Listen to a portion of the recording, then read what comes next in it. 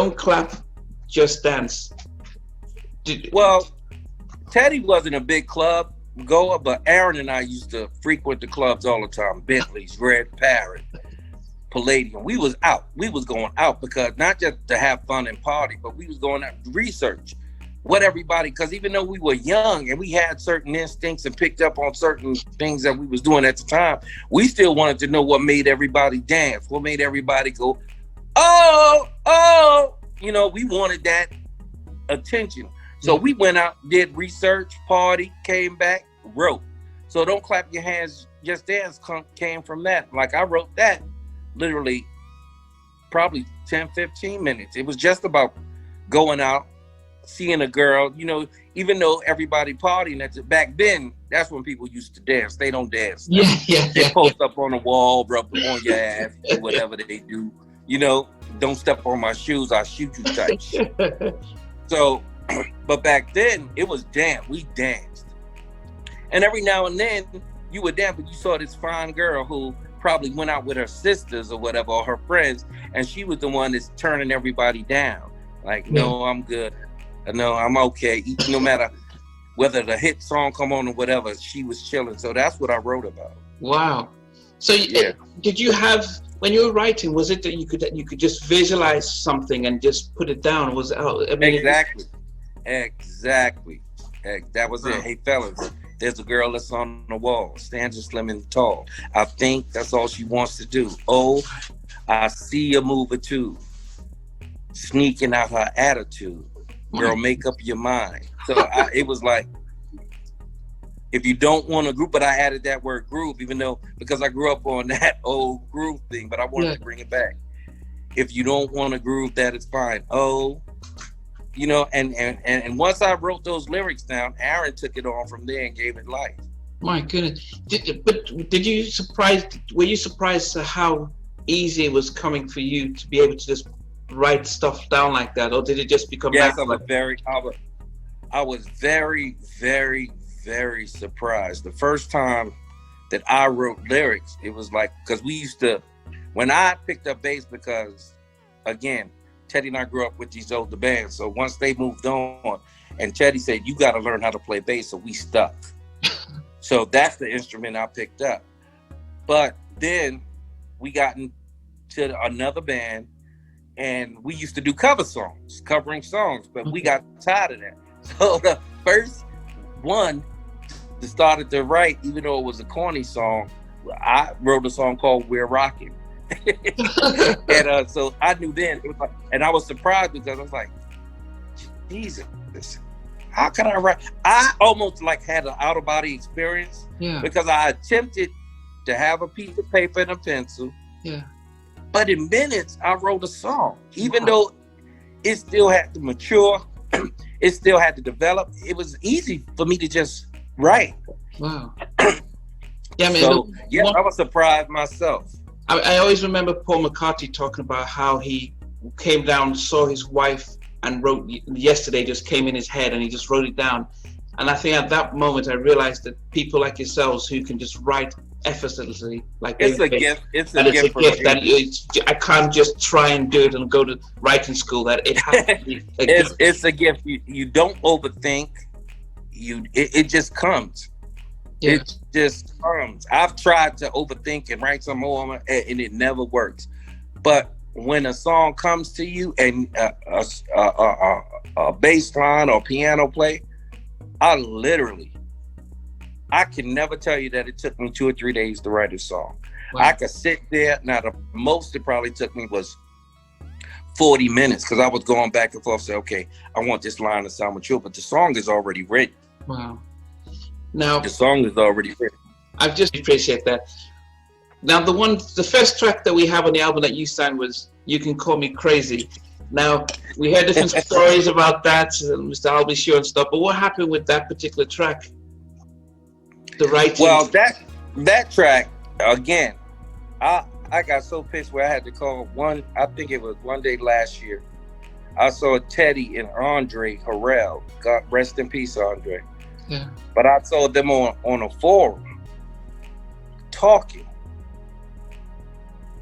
And I heard Teddy also just last month having an interview, and he said how Timmy was supposed to sing the song. He was singing the song, but Timmy got mad at Gene and left out the studio.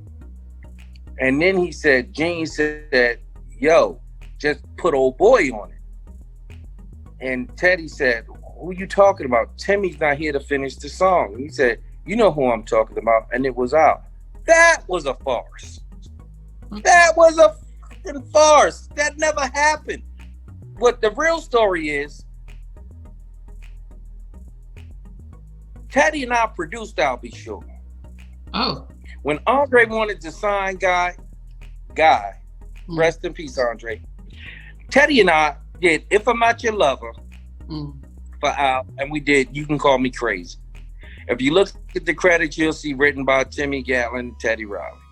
Produced by Timmy Gatling, Teddy Riley. If I'm Not Your Lover with Slick Rick. We also did You Can Call Me Crazy.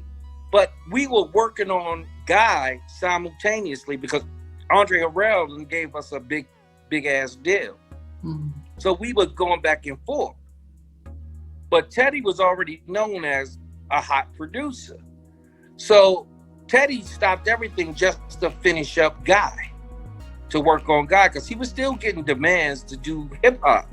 But it's like, what the little money he was getting for that, because Teddy wasn't getting no big money for Heavy D in the beginning at all. He getting a couple $1,000, even for Keith Sweat. I doubt if he made 20 grand for that whole first album. But with Guy, Andre gave us a deal for $500,000, so that became the priority, a legitimate priority. So he asked us to write for I'll Be Sure. So we wrote If I'm Not Your Lover, You Can Call Me Crazy. But when Gene came into the picture and we were writing songs for the Guy record, Gene said that song is too good. We taking it back. Okay. We're taking it back. Timmy, you gonna sing the song, because it's your song anyway. It was my song. I gave it to Al and said, okay, I can write others. So that's why Al vocals was on the song. But if you listen to the record, Al sing the first verse, and then if you listen carefully, I'm singing all of the second verse. Oh. Okay. So it makes sense. If why would I be singing the second verse to a song if I left the song and gave it to Al? Why would he be singing the first verse? Yeah. Did what was your? I mean, how did Al take it? That you're taking back a song that he already started working on? Was he upset? Me and Al is very close. Me and Al, we don't see each other every day, don't talk every day, but Al just sent me a text 2-3 days ago. And me and Al is dope, and he knows you too. Yeah, he knows you. He knows about you too because he commented on the halftime chat. Okay. Or the flyers and the videos you kept sending out. So me and Al are still cool, but he understood. Al has always been a charming business type person. He understood. He didn't like it. Yeah. But he understood. And at the time, we was the only one that was on Uptown at the time was Heavy D, I'll Be Sure, Heavy D, and Guy. Okay. So we was the newcomers, the first band. He had the Uptown Girls or whatever. Yeah. But we were the first self-contained, even though Al and Kyle West they were the first self-contained. I take that back. Al and Kyle West and Heavy D, they wrote their stuff, but it was still, they had help. Guy was the first coming into this. First, let's take it over. First self-contained, executive produce our own record, everything. Wow. So we was the first ones to do that on Uptown. Now, but yeah, You Can Call Me Crazy was a song that we wrote for Al. And then Gene said, take it back. And that's why it's on the Guy album. Wow. Now, when he said that, did you guys not think, well, no, I could write another one? Or did you think, yeah, it's a hot record, yeah, we should take it back? I mean, how did you take it when Gene was saying? I told him, like, why are we doing that? If we giving somebody something and they paid it for, why are we going to do that? It was like, why it was unnecessary. It was unnecessary. It's like, especially we had so many other songs in the can. Me and Teddy was writing and having songs done every day. Me, Teddy, and Aaron. So it's like, okay, what? But it was a power move, that I didn't necessarily like. Some power moves are called for, but this was unnecessary to me. It was like, that don't make sense. Yeah. One of my favorites is Piece of My Love. And I remember seeing some other songwriters comment on it recently about you can have all of me, but I'm not totally free. I mean, how did you? You can't have. Yeah. How did you come up? up totally free. Yeah. How did you just think about what was going through your mind? Well, Aaron and I, this is like in the beginning when Aaron first started coming to my house and stuff. We were young. We knew out the gate that it wasn't about one person. Even though at the time I had a girlfriend, but we knew that it wasn't about one person. Right now I'm focused on my dreams. And so we were still going out partying, talking to whoever we wanted to talk to, connect. You know how young guys do. So when we came back to write, I remember I had a Casio keyboard and Aaron started playing chords on the Casio. Aaron could literally play chords just like Teddy. Wow. Probably better when it come to church. But Aaron started playing chords. And immediately, when he played the chords, I said, stop. And then, boom, boom, boom, boom, because I picked up my bass. Boom, boom. And you can have all of me, because I'm not totally free. I can't tell you everything that's going on. Da, da, da, da, da. So when we did that and wrote it, we finished the song in literally 10, 15 minutes again. So that's one of the songs we had before we even took to Teddy. Wow. Oh, goodness. Did you, and you thought Aaron would be the one to sing it, not yourself? Yes, because I've always wrote songs, even though I did the lyrics and wrote the lyrics down and arranged it and everything, I always kept in mind who, I don't know if most songwriters do this, I imagine so, but I've always kept in mind who this song would sound dope for. And Aaron was right in my face. And I wanted the song to be like a new Gap band, like a fresh out the box new Gap band. Aaron had that vocal. And once Aaron started singing along with me, that's your song. Now this is your song. Wow. My goodness. That's how it was. Same way with Teddy. And spend the night. We can spend the night tonight. I was like, okay, once we write this, Teddy, you're going to have to deliver. And Teddy was nervous. Oh my God, he was so scared to hear his voice for the first time over a microphone. The question a lot of people had was that it sounded like Aaron was in a cupboard, in a sense, with Piece of My Love. When you hear the recording stuff, it seems faint in some ways, not as clear as the rest. What would happen in that recording process? We was recording songs in Teddy's bathroom. Okay, that's what I heard. Okay. We were recording songs in Teddy's bathroom. So when we went to dump over the songs to the 48 track, the energy that he had, you know what I mean by dump songs? Like we took it from a 8 track, because Teddy had an 8 track, and basically saved the hard drive. And when we went to a bigger studio, we just dumped it over to the 48 tracks. Okay.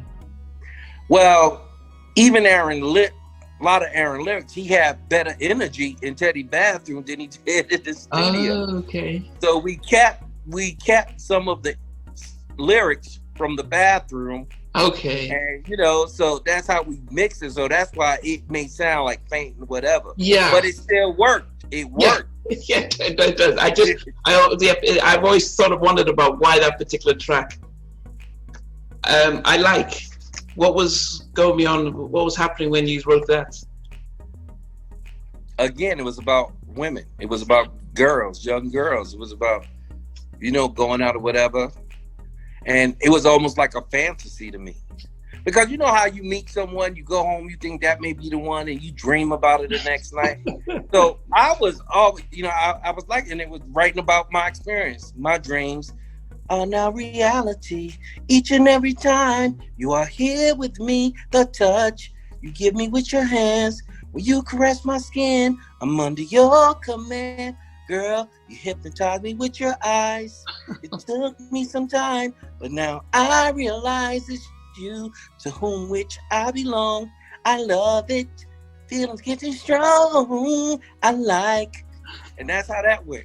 Yeah, you make it seem as if it was so easy and straightforward. I mean, it's a very powerful track. Yeah, I know it's not easy, but it came easy to me. My goodness. Praise God. Yeah. It came easy to me. And that's another song that I thought I was going to sing that song. Oh. I'm glad I didn't. That's why you hear me talking at the beginning of it. I'm talking at the beginning of it like, girl, words can express the way I feel for you. The way you hold me, the way you touch me, everything you do to me, I like it. Don't stop now. So I thought but once Aaron got on it, he knocked me out the box. He was like, It was a wrap. Yeah. So you'd hear him sing and you'd say, yeah, you go ahead. It wasn't like a group decision or something. It wasn't no competition. It was like whoever sung it best, whoever did it best, whoever that song fit, okay. It was like we wanted to do what was best at that particular time. We wanted to do what was best for the group, how this group was going to get on. Wow. Thanks for watching. Please remember to subscribe to the channel, but most importantly to press the notification bell so that you can be notified when we do have a new interview. Loads to come, but thanks a lot for watching.